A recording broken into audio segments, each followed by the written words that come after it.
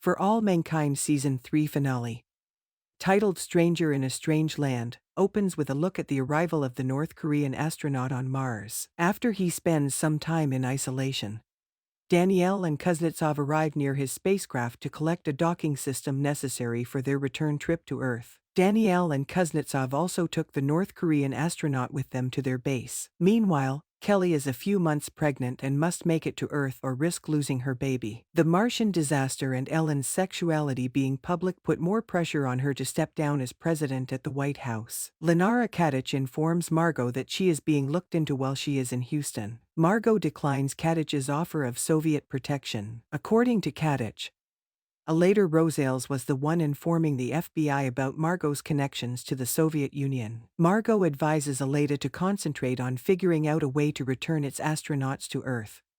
Though, Karen speaks with Molly Cobb and seeks advice on her professional life. Later, Karen reveals to Dev Issa that the Helios board has asked her to take over as CEO. Dev reacts badly to the news and tries to spark a rebellion among the employees. However, Karen is quick to stop the uprising. On Mars, preparations begin for the astronauts to make a return journey. However, due to the MSAM's weight restrictions, only a pilot and Kelly can be transported to the Phoenix. Meanwhile, Jimmy and his friends are about to stir trouble at the Johnson Space Center. Kelly's pregnancy presents a serious challenge for Ed Baldwin and the NASA ground personnel in the episode as they attempt to save their astronauts. Due to the MSAM's limitations in carrying the weight of 9 people, the astronauts opt to stay put and send just Kelly to Earth. A plan is developed by NASA and Helios that calls for Kelly to board the Phoenix spacecraft, which is circling Mars. The spaceship has the power to go to Earth. In the end, Ed pilots the MSAM and launches Kelly into orbit,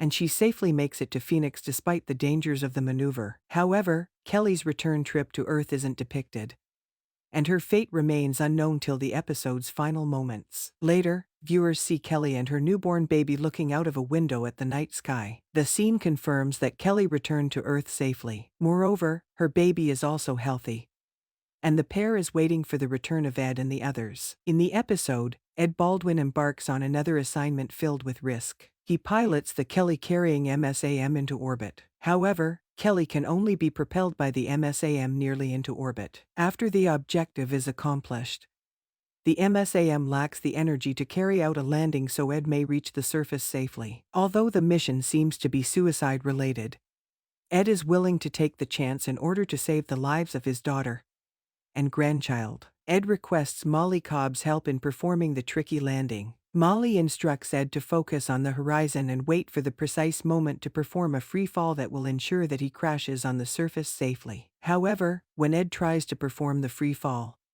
the MSAM catches fire, making it difficult for him to survive. Nonetheless, Ed emerges from the wreckage alive. In the episode's final moments, Ed and the remaining astronauts start forming a Mars colony. They must now wait for a few years before Sojourner 2 takes them back to Earth. At the Johnson Space Center, what takes place? In the episode, Jimmy and his anti-NASA cronies show up at the Johnson Space Center. Jimmy immediately discerns that the organization is preparing something evil, though Jimmy gets knocked unconscious by the group before he can warn anyone. In the end, Karen locates Jimmy in a vehicle. Karen discovers that the vehicle is loaded with explosives as she frees Jimmy. Before Karen has the chance to inform security, the gang detonates the explosives. The outcome is a huge explosion that shocks NASA's mission control outside the Johnson Space Center. Karen is close to the blast, and she dies in the explosion. Aleda looks for Margot. When Aleda arrives at Margot's office,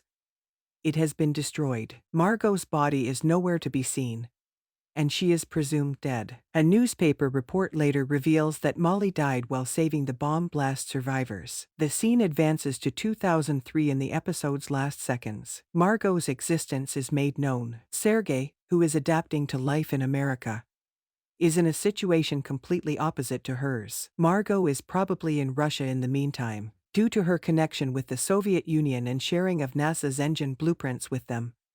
Margot was to be arrested. Margot abandoned her plans to save Sergei's life.